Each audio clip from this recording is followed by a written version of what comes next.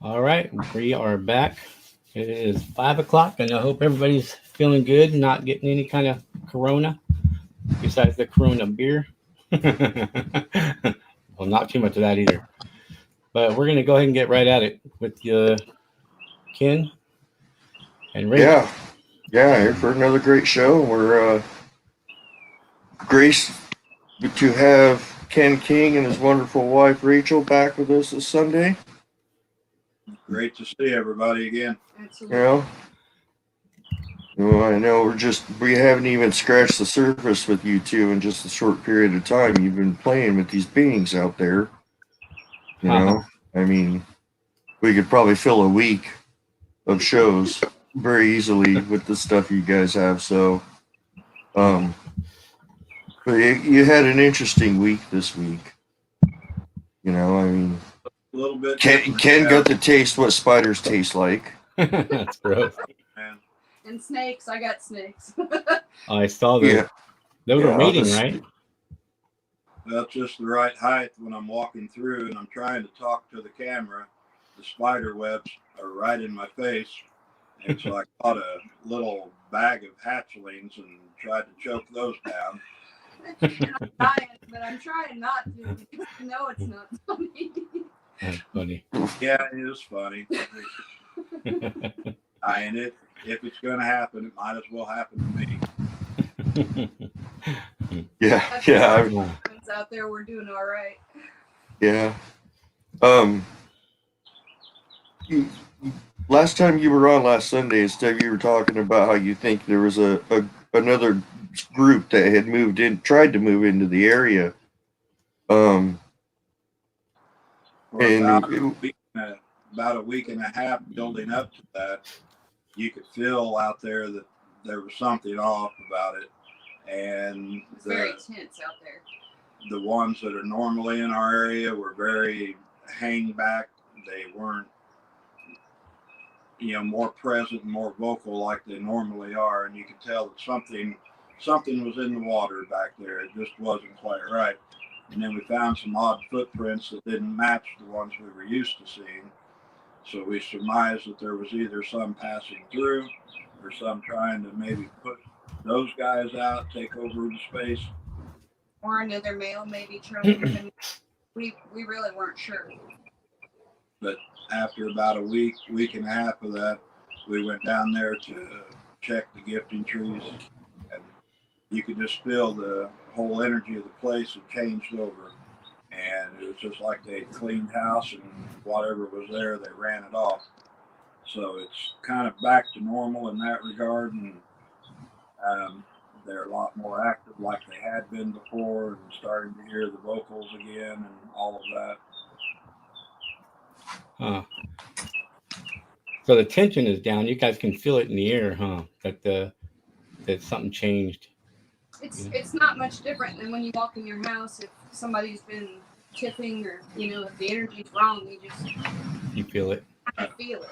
Yeah, kind of like you would know in the back of your mind if somebody was in the closet waiting for you when you came in the door, kind of thing. Just that you just kind of know something's not right. Yeah. Now I can't say that we got attacked by anything or had anything thrown at us specifically by these others, but it was so tense out there for almost 2 weeks that you could cut it with a knife.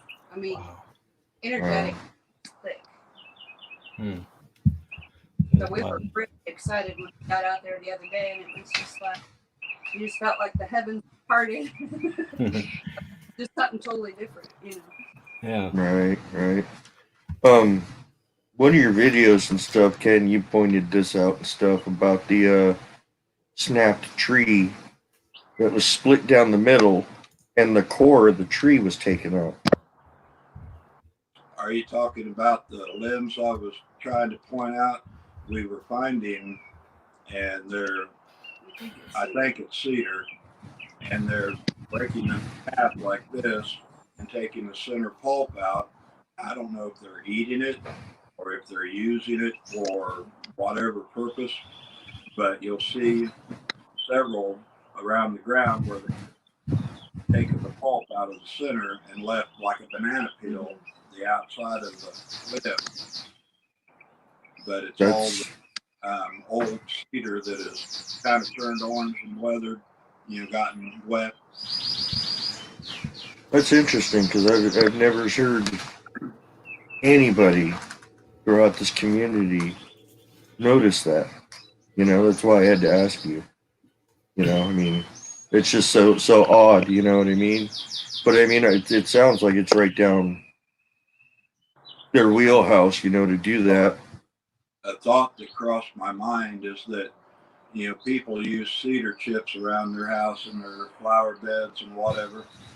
It's natural bug repellent, and I'm wondering if maybe they're not using that and rubbing down with it. It's kind of like a natural anti-tick, anti-mosquito rub. Something.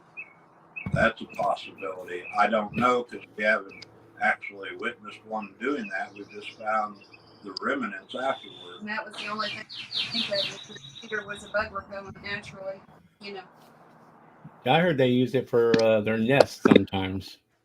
Well, it would make sense if they're, if they want to keep their nest, but yeah, bug free or yeah. Yeah, I didn't know they probably eat that stuff, don't they? Probably that in the inner core of it, maybe. I don't know. It looks like it's kind It of. looks like two hands have tore it in half and taken the inside pulp out. Wow. And that's the only way to describe it. Yeah, I've never seen that before. Yeah, just peeled it back like a banana. Right. Yeah. That's what I'm thinking is they're using it as some type of a bug deterrent or something like that. I would think it's probably pretty nasty if they were using it for a food source. Those little stick structure things that they use make a little A-shaped things. I just kind of in my head thought maybe use them as guiders like arrows, because they kind of look like they're in your videos, like they're directing in certain areas, like down a path or something. I don't know. Some of them are pointing in different directions toward another structure or another glyph, kind of like a road map, but then some of them are just there and not really pointing toward anything that we found. So. We noticed more structure, well, except for by the gifting trees themselves where we tend to go. We found more structure closer to the edges. Mm-hmm. But I think, to me, when I see them, the way that they create a natural camouflage, it would give them a place to get to,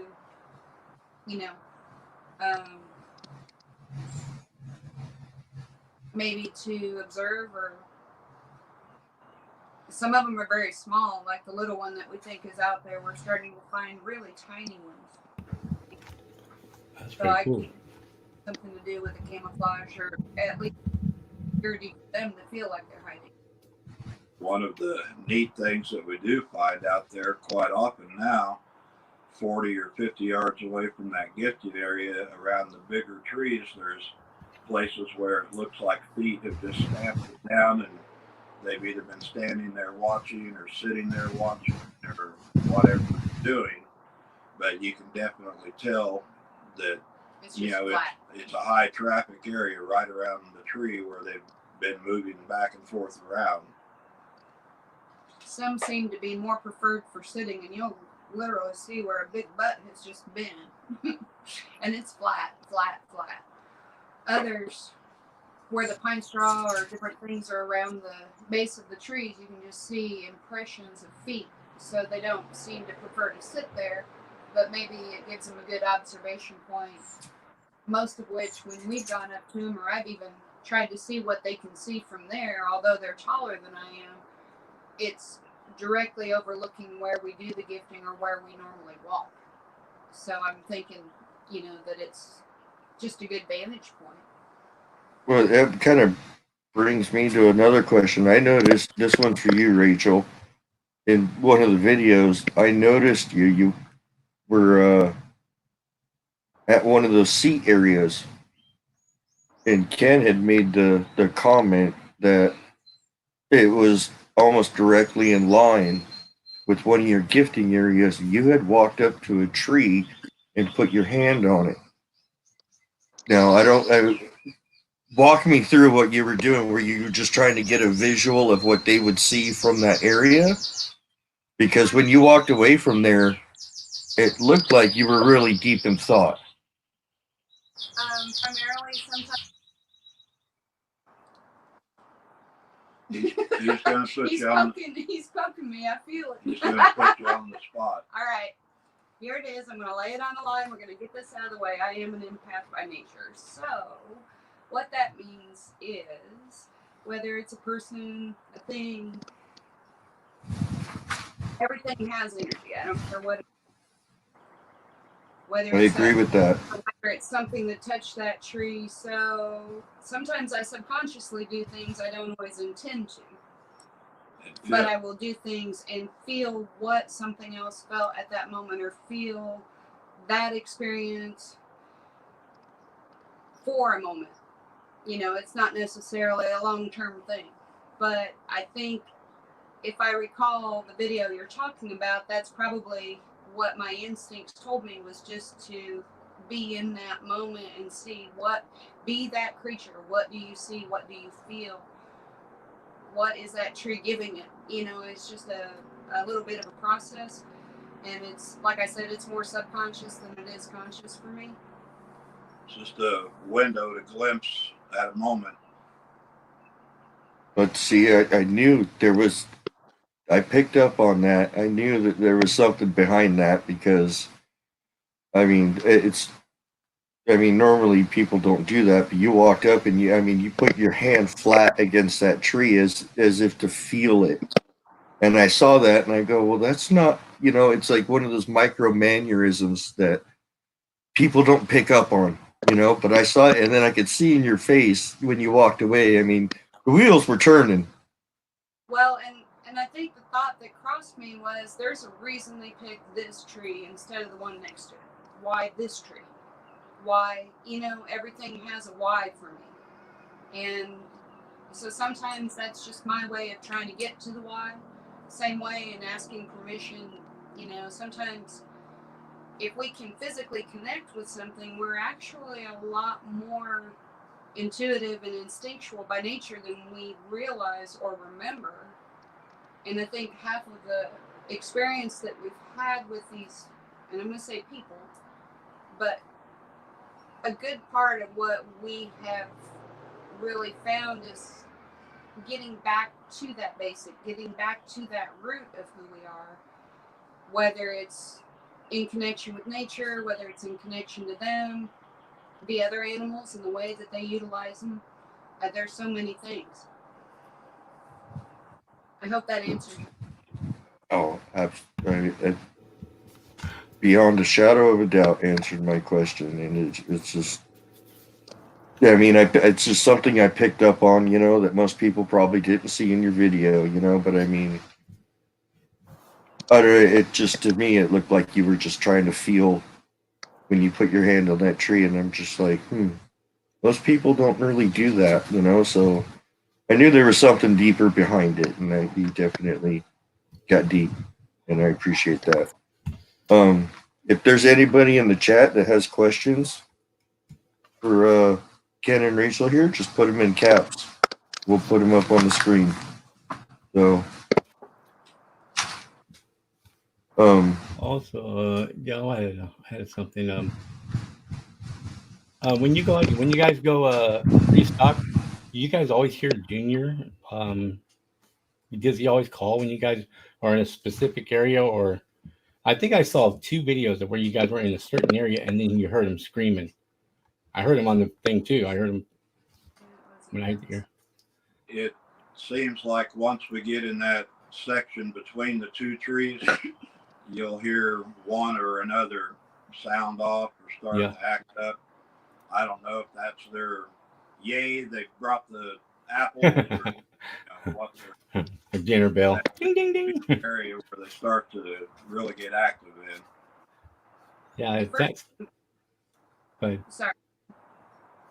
Go ahead. Oh, I was just thinking the first time that we think we heard Junior was couple months back or so, and he sounded very, you know, the wind was blowing toward us, and we were walking up on him more than likely, and there was a lot of banter back and forth between him and who we lovingly call Mama. This time, it was Ken had just said I said his name, yeah, or said something about him, and he sounded off. And it was almost like, wait, you know, because he knows we've got the tree. It just was this feeling of, wait, I'm coming. And then later on through that walk, I said something again, and he sounded off again. It's just like an acknowledgement to go, hey, I'm here. A lot of times I'll record an hour and a half worth of video, but I'll break it into 2 or 3 sections. So you'll see this piece today and then the next piece tomorrow, but it's been one continuous hour and a half walk, you know.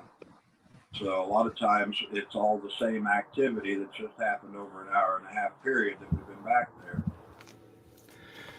All right, we have a question, I guess, from Mason. Says, Kenny Rachel, how does it feel to be part of the SRG? Actually, pretty Awesome. great. Awesome. Guys have gave us a lot of insight and helped us kind of ask some of the right questions and look for the right things.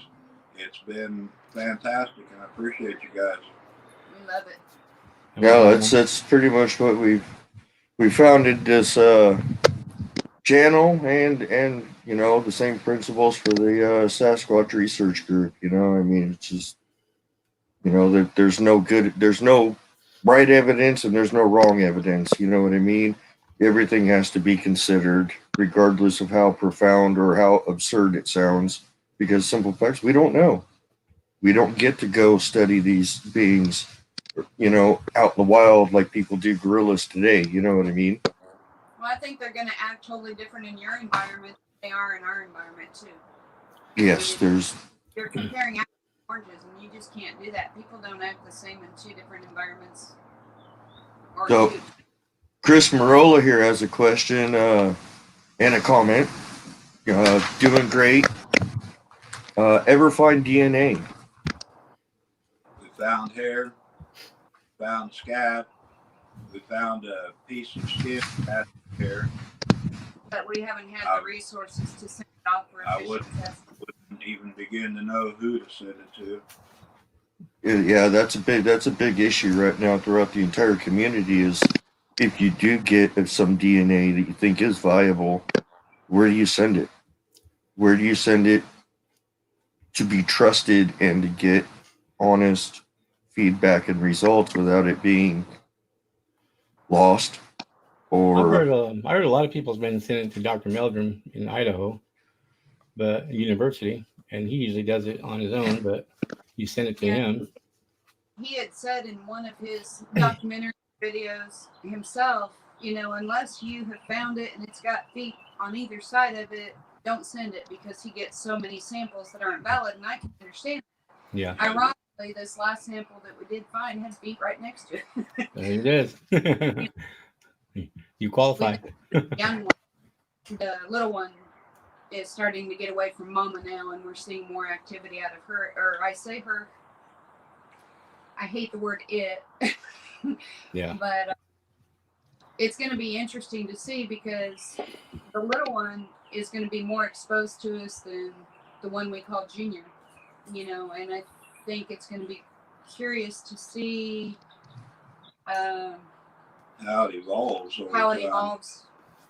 Between us, you know, because, and I say she, like I said, I don't know for sure. It just feels different than Junior, but it already feels very present and responsive. And those grapes you guys have been finding, they've been spitting them out. I guess they don't like the skin too much. So that's DNA too right there, because they've been chewing on that, spitting it out.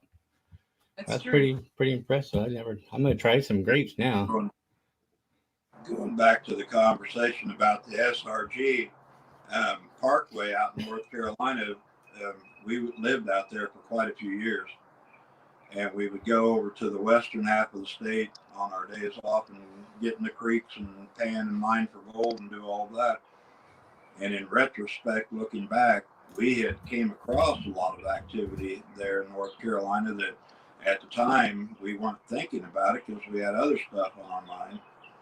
But I know he's right in the thick of it there where he's at. And it'd be interesting. I'd like to make a trip there again sometime and look at it now with fresh eyes, focused eyes. The Awaris, we spent a lot of time up in the Awaris, and it's incredibly active. That's actually one of Parkway's stomping grounds is the Uaris. He's right there in that whole area. I mean, and he has yet to have a sighting, but I mean, he finds incredible structures just about everywhere he goes on that Blue Ridge Parkway he's at, you know. So he's actually going to be our next guest next Sunday.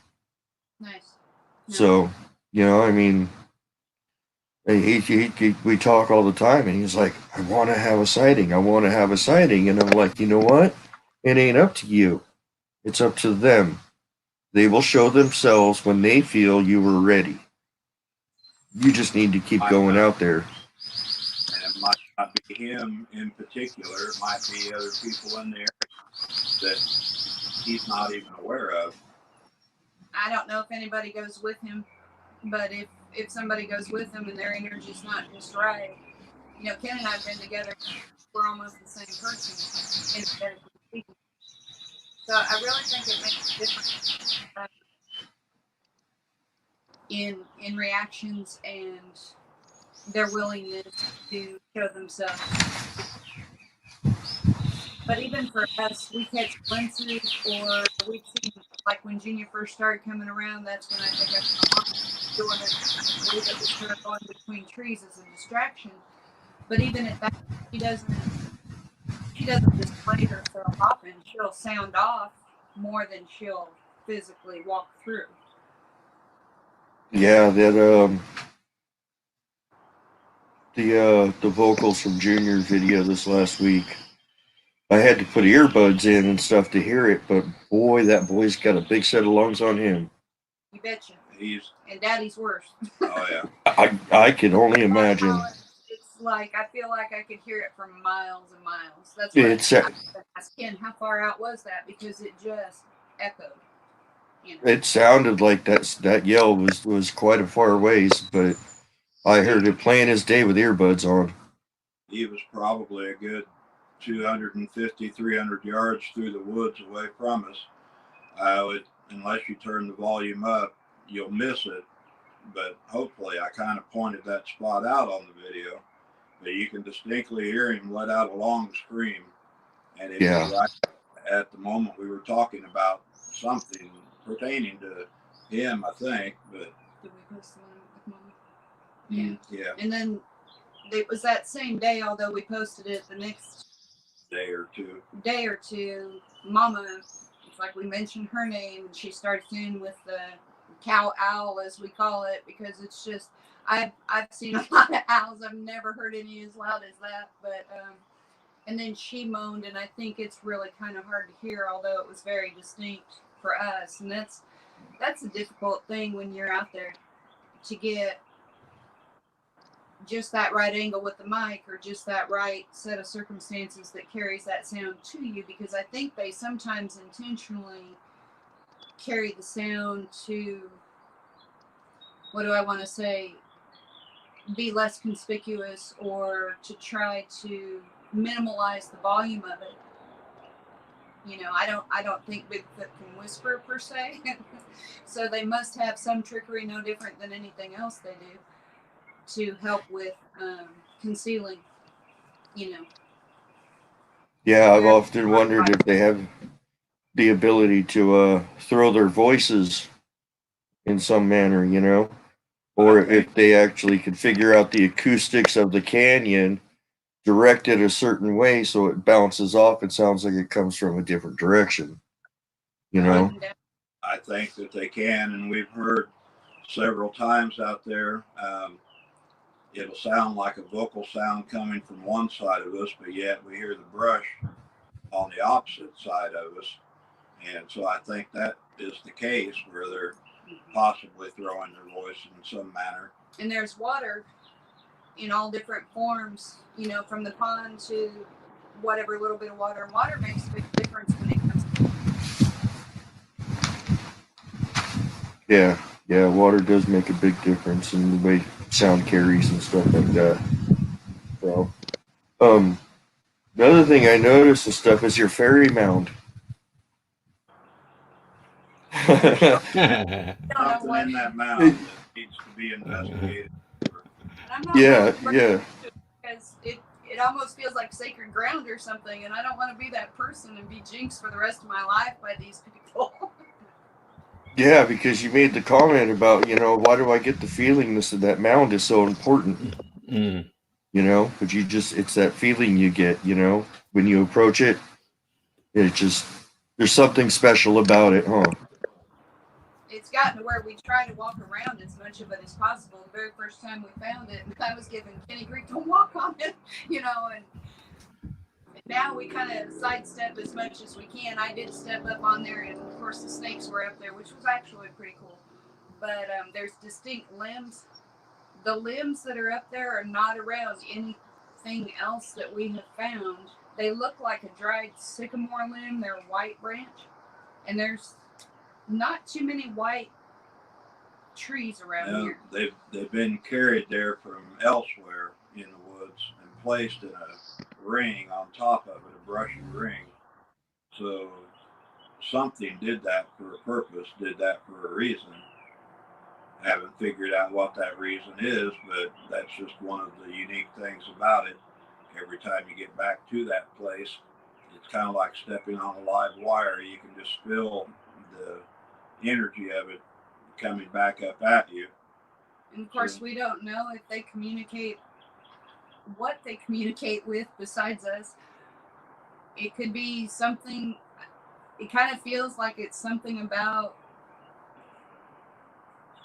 how do I want to put it? You know, we go to a church, for example, or a place that feels sacred to us, to commune with whatever our belief. There's something about that spot that feels like it's intended for some kind of communication. I don't know if that's, you know, I'm not real crazy about the word alien, but whatever other type of consciousness, let's put it that way, that they might communicate with. If that spot is right energetically, it might make it very easy for them to do that. Yeah, you guys have seem to be finding out a lot of energy information, you know, from using the dowsing rods and Ken with the EMF detector on his phone and stuff like that, you know. I heard you guys are selling those things, aren't you? The purpose with us is really in teaching us about energy, about what various energy is intended for. You know, it's not like we get it in school.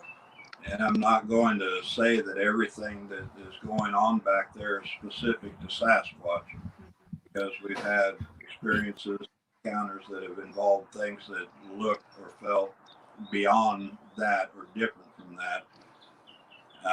Lewis on his Facebook had posted a photo, and immediately I knew what it was, because when we'd done a night video out there, I was encountered by a canine creature.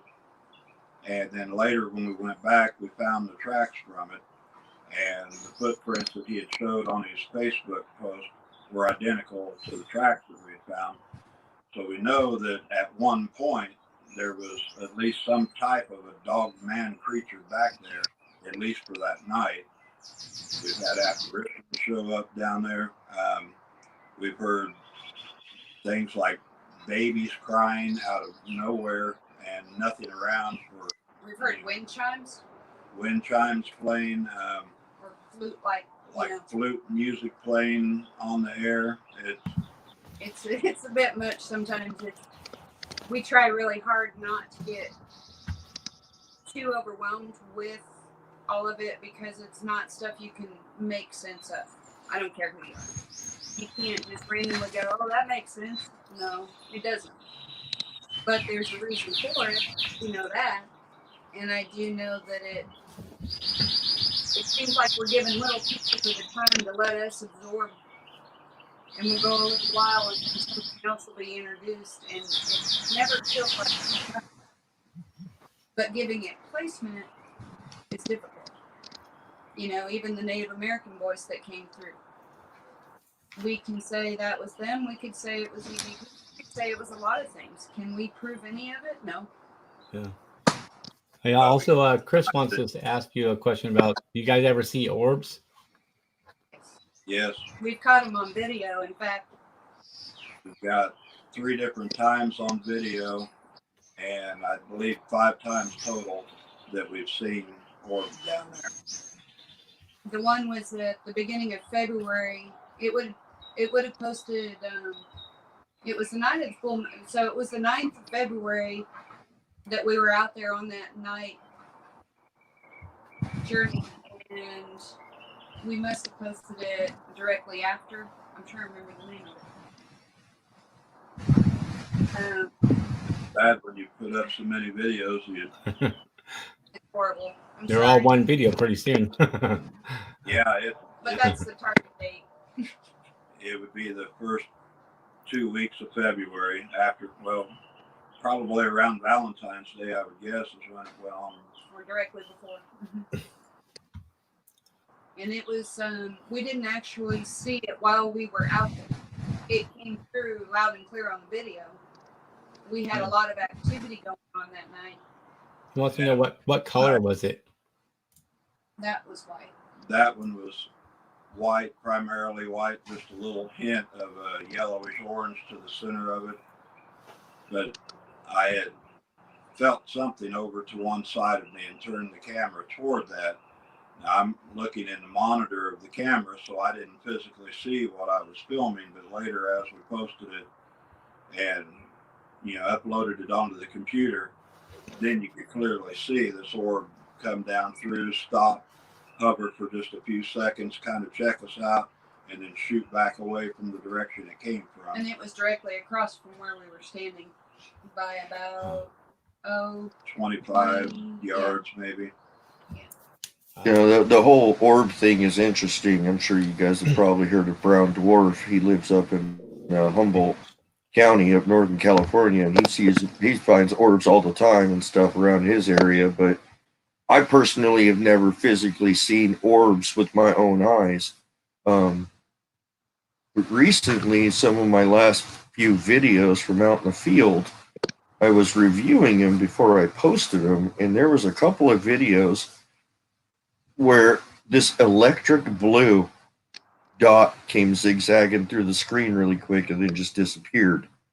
Now it's in two different videos, and where these videos were shot were almost a mile apart. And I didn't notice it at the time. Obviously, I'm looking through a tiny screen on my cell phone. Obviously, things are a lot smaller, and it's in front of my face trying to keep things in focus. But I noticed it when I was reviewing the video, and I've never experienced anything like that in any of my videos except for those two.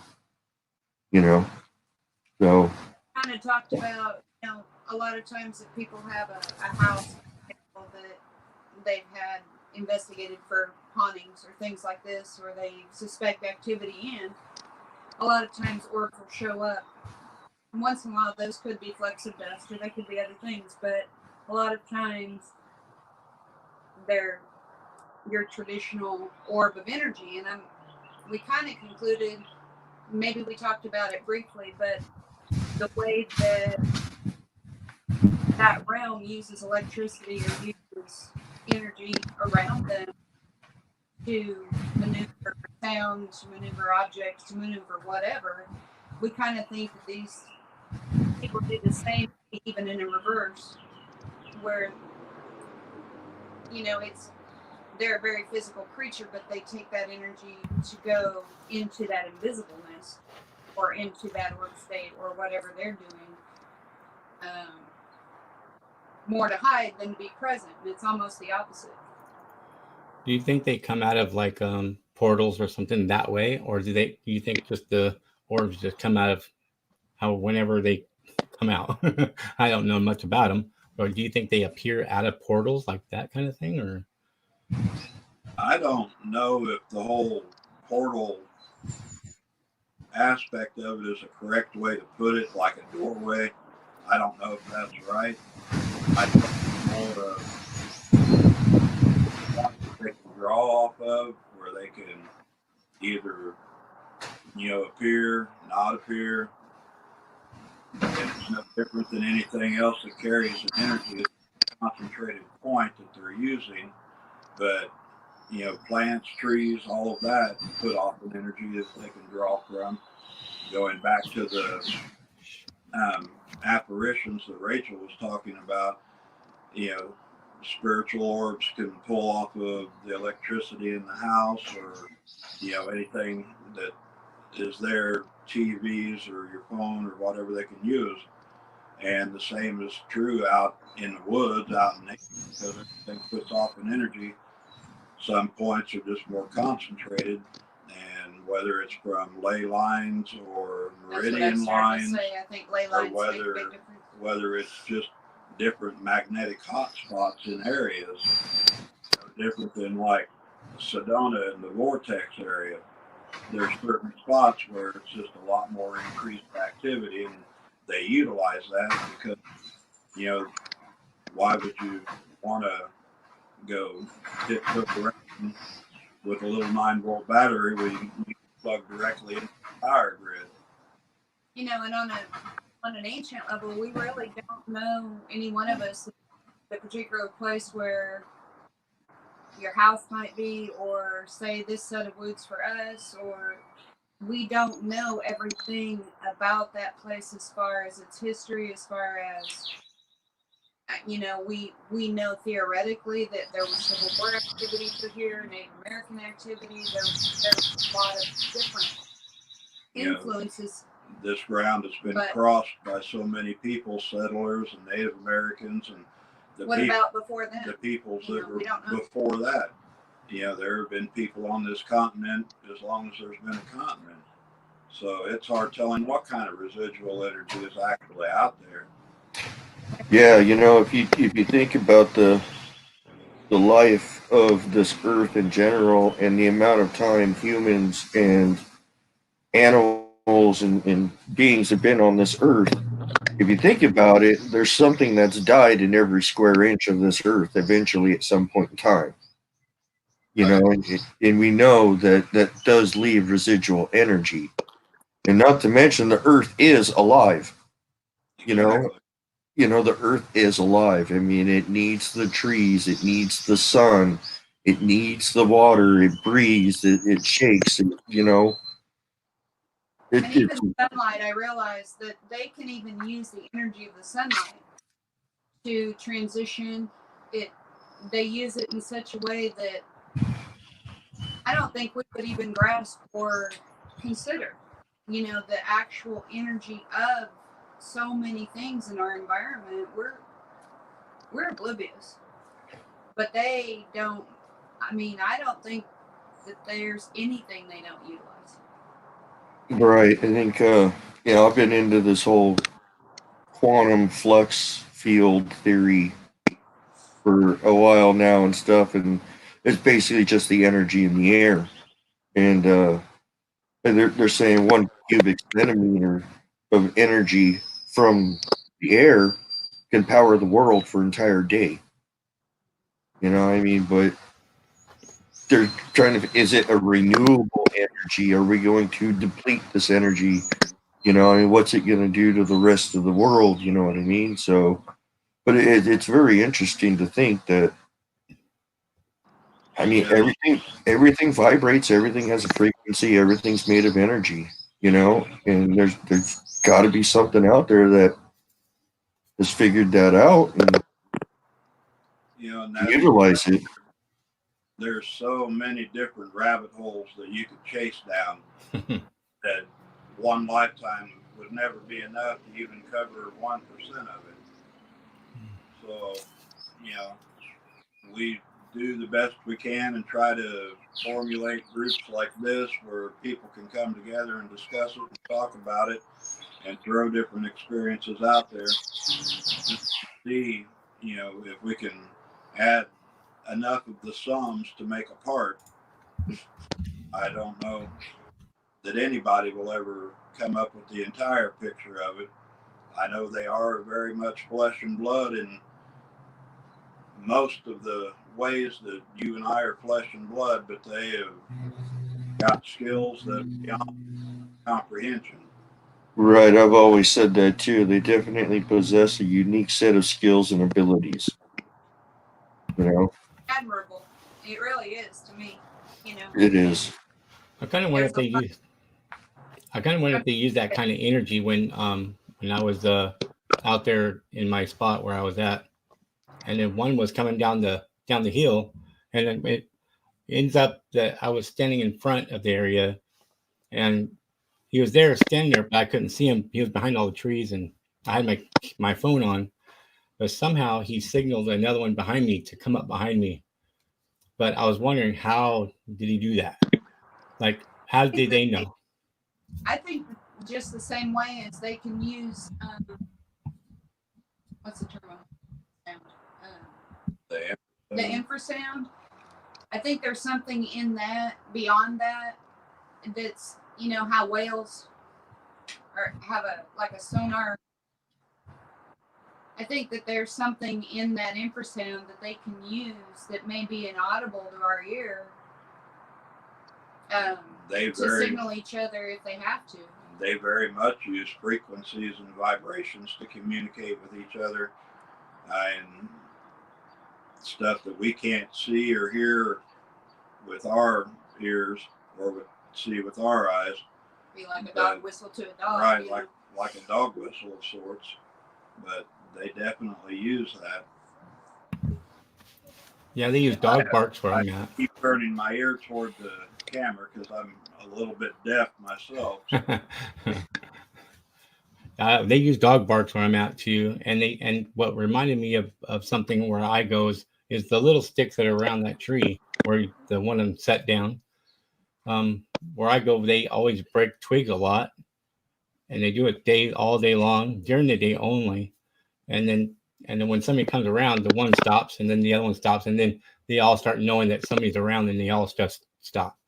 And that kind of reminded me of that little, but I was finding piles, like, you know, taller piles, like they've been breaking them all night, you know, all day, you know. And I was kind of wondering if that was kind of like the same concept or they're doing something else, you know.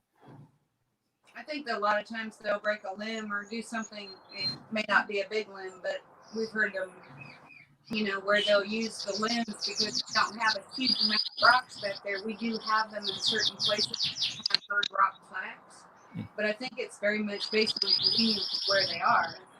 But I think sometimes they'll snap a branch as a signal to another one, and then they'll snap. Instead of making a vocal, they'll snap a branch. Yeah, that's what they do in mine. Yeah, they do it all day long. And then I have my voice recorder, and one will talk under its breath, but very lengthily, and then break a stick right in the middle or right after. They'll break it, and they keep doing it. It's really weird. Already started with pine cone throwing. Fortunately, we're not at rocks. but yeah, they're just. It's just gameplay to them, though. I don't think there's a hurt. It never lands on us, you know. Yeah, there was one time I was actually out in the field where I got growled at, and a little rock came, you know, flying out of the bush from my right, probably about 25, 30 yards away. Well, I mean, I heard it come to the trees, and I turned my head and I watched it do this and bounce. I literally walked up, picked up the same rock and tossed it back, but then one about the size of a softball came flying out, and it was a little closer to me. So I'm like, yeah, you know, I probably shouldn't do that anymore. But I mean, right after that big one, there was a big snap. You know, I took it as my cue to get out. You know, so Have your hard hat out in the woods. yeah, right. I might have to start wearing my dirt bike helmet out there. You know, It but will make you jump. you know, When you're deep in thought, looking at something in front of you, and then all of a sudden that happens, it'll startle you in a hurry. oh yeah, yeah, and your skunky, funky monkey butt island. Skunky I like that. You Yeah, gotta say, I like the name. Can you describe the smell? I mean, is it like a sulfur smell? Is it like a rotten egg? Is it like a porta potty that hasn't been cleaned for 6 months at a construction site? Or it's not as bad This as is all you. it's not as bad as the porta potty. What it kind of smells like if you were to take a dog kennel or something like that, and then light a bunch of stick matches to get that sulfury smell, and then add some animal musk to it. It's like that. It's kind of like that. okay, We can get you. But really, these guys aren't as stinky as as I thought they would be. You know.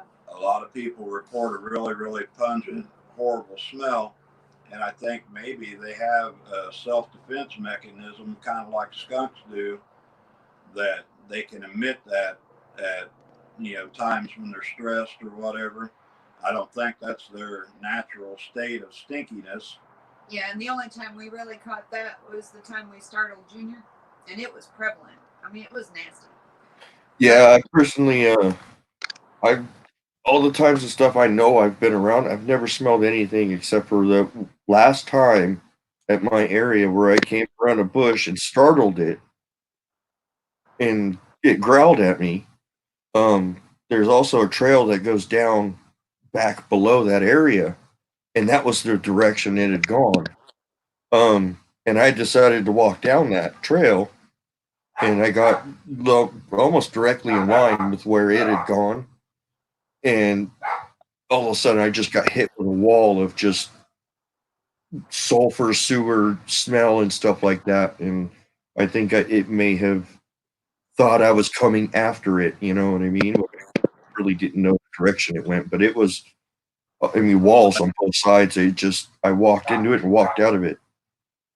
That sums it up. The sulfur sewer or something smell. It's just funky, skunky monkey butt. Yeah, Are you y'all heard it here, people.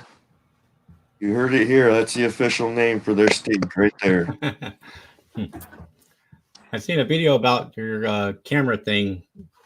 Is somebody supporting you, helping you out with the cameras? Or I saw it on one video. I think that's pretty nice. We have an individual that's kind of blessed us in a lot of ways with some equipment that we desperately needed. Goes by the screen name of Montenay.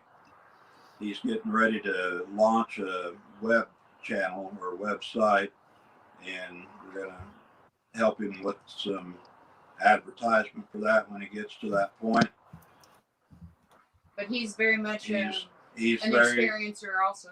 He's very meticulous in going through videos and dissecting where he sees faces or where he sees movement Or cloaking or any kind of stuff like that. He's got far more patience than I would ever have to sit there and look at him like that over and over and over again. Once I've recorded it and edited it and watched it 2 or 3 times before I upload it, I've washed my hands of it, and it's out there for everybody else to do whatever with. I make Kenny crazy because I'll sit there and I'll put it on a quarter or half speed, and I'll go through. And it was kind of interesting because some of the images that are on the videos are very much a real cloaking creature, and then other images that'll show up maybe in the trees or what we call the veil, that'll it's like that curtain that's out there. They're much bigger like I said, it's a debate as to whether I'm suffering what I call it, pareidolia. But, you know, or even in the water, if you look in certain reflections, you can see these images, and it's starting to bug me out. But I happen to think, you know, we believe that our ancestors walk with us to some degree spiritually, so why couldn't their ancestors be out there with them? You know, so some of these images I don't think are the physical creatures that are out there, but the energy of whatever's around them. And DM is another one that's been proficient at going through, and she'll find crazy images. So between the two of them, they keep us busy, and we'll go back and validate what they're seeing. There was a night video where almost all of us could see one with a white face. So we're still delineating what that one is. Is it one that's more spiritual to them? Is it one that's old? Is it, you know, because we've never physically had an experience with a white-faced creature out there that we are aware of. But every day we end up with a whole new list of questions. Yeah, that seems to be the questions are going to get thicker as we go. And to give a tiny spoiler alert, the video I'm getting ready to post probably tomorrow is an entirely different piece of property. It's somebody that had contacted us and wanted us to go look around. A whole different piece of real estate that we're walking around on. I'll let you guys look at it and see what you think of it. If you want us to pursue it, we'll pursue it. And I'll put it up and let you guys be the judge. Boots on the ground with Barb ask if they have ever followed you home. Yes. If they've ever followed us home? Yeah. We've had them here, yeah. They're not invasive, or... We don't get banging on the wall like some people have had, but we'll hear them right out in the tree line behind the house. They've come up and gotten dog toys out of the yard. They've taken a glove off of my sawhorses. You'll hear sometimes a rock clack or two back in behind, but they haven't really been evasive, I guess is the word. They haven't really done invasive. They haven't really done anything to intentionally scare us. You know, it's more of a attention getter, just to let us know that they can. Most of the time, it actually feels ironically protective. It's not, or curious, but it's not. It doesn't feel like it's trying to get into our space, or that it even feels like it's allowed to. I mean, taking things out of the yard is pushing it, but they always seem to lead us in the woods to those things. It's more like it's a game, you know. It's just the way it feels. Yeah, it's not like it disappears and you never see it again. We find it, you know, within the next trip or two back there. So. Mm-hmm. Yeah, it's almost like they're playing a game of hide and seek with your stuff. You know what I mean? You left it out, now I'm going to go hide it, and you have to go find it, you know? I find it ironic that some of the places that we're led to in the woods and the things that we do find, so sometimes you have to say, am I dreaming the dream, or is the dream dreaming me? You know, because you think you're in control of what you're doing, or that you're intending it, but then crazy stuff happens and you really wonder if you're just being used. You know. Yeah, you go out there with the intention of, I'm going to walk from point A to point B and do this tree and do that tree and make a little video and come back up to the house, and when you're down there, something just grabs your attention and you start going off that way, and when you get off that way, you discover a new tidbit that it's like they're drawing you toward it. Yeah, I completely agree with you. I mean, I've been out in areas and stuff where immediately I just started finding stuff, and then I look up and I see something else, and then I go to that, and next thing you know, I'm not even anywhere near my intentional direction, you know? I completely agree that they'll lead you to the stuff they want you to see, you know? Yeah, or to where you don't want you to see. being able to manipulate us.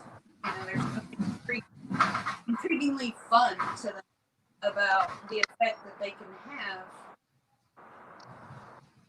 I have no doubt that this group we're working with knows exactly what we're doing with the electronics, with whatever we've had, you know, like we talked about, electronic manipulations. I think they're trying to make peace with it. The only thing that they don't seem to make peace with is that trail cam. And Chris wants to. He just so they accept you now. The Bigfoots they accept you in their area. Kind of like. Yes. Yeah. Yeah, we've been blessed. I kind of think they drew us out there to begin with. I think these guys have some specific idea or agenda or something that I haven't been able to put my finger on, because from day one it was just like a magnet. Yeah, I know. Like when I go Experience anywhere else. Yeah. You know. I never got that feeling to where, well, I kind of got the feeling where they don't want me to go somewhere. I got that feeling a lot. And then years later, then because I didn't do it, just that's what I felt. But years later, then I figured out why, you know, because that's where they were staying at. And then, you know, so that feeling, I know that feeling, but I never felt like that drawing you out there feeling. I felt that one part where the last time I went, where I shouldn't be going, and I felt that dread of going, and it kept going through my mind, but I was ignoring it. And I got there, and it scared my dog, and it kind of scared me, you know, because the way they were acting. So yeah, I left the next day. Yeah, I've gotten that feeling too. They broke a branch and everything, right? During the being somewhere I shouldn't be. So, huh? On a couple of occasions, we've experienced that with them down there, and it's typically been when we've tried to do a night video, and it's like we're invading a private space at that moment, and they're pushing us out. You know, kind of like we're escorted back out. Yeah, one night video was really kind of weird. At first we thought it was a growl, but then when you go back on video and hear it, it's more about wah, wah. It's this weird, almost electronic. I wish I had a better way to describe it. Like Ken said, it almost sounded alien, and it was like just real. Almost like a sound effect from a sci-fi movie. But the sound you would expect out of an orb. Yeah. Right. But you know, we just got to a certain place, and it was like something turned us right, and felt like we were being escorted. And simultaneously, Ken is just not now, and it almost felt like they were having a meeting or I don't know what was going on back there, but it was just, you know, not angry, not hateful, but very. See you later. Have a good night. Okay, bye. You know, I wish I could explain some of that kind of crazy. Yeah. But I thought where it wasn't like that at all. So whether that was a one thing, I wish I could say. Yeah. Well, our hour is almost up. I just wanted to ask everybody. Me and Kevin got our new sound equipment today, and we're trying them out. And I'm not sure if it sounded all right or not. But yeah, we both got a Blue Yeti. I mean, what else would you go with besides Blue Bigfoot, right? And they didn't have one of those. I'm having a little difficulty hearing you. A little soft. Okay. And me and Kevin, we have a brand name. We own the Bigfoot Research Evidence podcast. We went through the process of being branded, I guess. Is that what you call it? Branded? I feel like I'm a cow. But yeah, we went through that, so we own that name now. If that means anything. But yeah, proud owners of the Bigfoot Research Evidence podcast. And we made a Facebook group also, if you guys want to check that out. And don't forget to go by Ken King's Facebook or YouTube. Not Facebook. Yeah, you don't have one of those, do you? You have a Facebook? Arkansas Bigfoot. Not so much. I've got a small group on there, Arkansas Bigfoot. I think man full of people on it. Yeah, check out that and his YouTube, and help him out. He's got some pretty good stuff on there. Love it. Yeah, you guys, like I said, we haven't even scratched the surface, you know, into what you have going on around you and stuff. And I can't wait to see that new property you're going to go to. It's different. It's totally different terrain from what you've been seeing us in. So it's interesting. Yeah, and they weren't really shy either. Maybe the area, you know. But we had some peekers and Don't get all the way. I can't wait to see it. And I'm sure a lot of these people watching this and stuff can't wait to see it. And again, we appreciate having you here. And we hope to have you on again. You know, keep us posted on your interesting findings. Yeah. You know, we'd like to keep track of it. We appreciate you guys having us on. I'm sorry that I'm having a little trouble hearing what you're saying tonight. I'm leaning into the camera a lot because I'm half deaf. So, Well, you know, I'm sure as many rounds as you've put off, yeah, you gotta sacrifice something. yeah, So, something's got to give over the years. that's right. thanks, All guys. All right, Thank everybody. you. And thanks everybody for stopping by. I appreciate it. And I'll catch you guys next week. Yep, same time, Sunday at 5 p.m. Pacific Standard. And I believe next week we're having Parkway SRG on if he can make it. Yeah. It'll be So, Yeah. There he is. All yep, right, there guys. he is right there. All right, guys. Have a good night. Everybody, good night. Good night.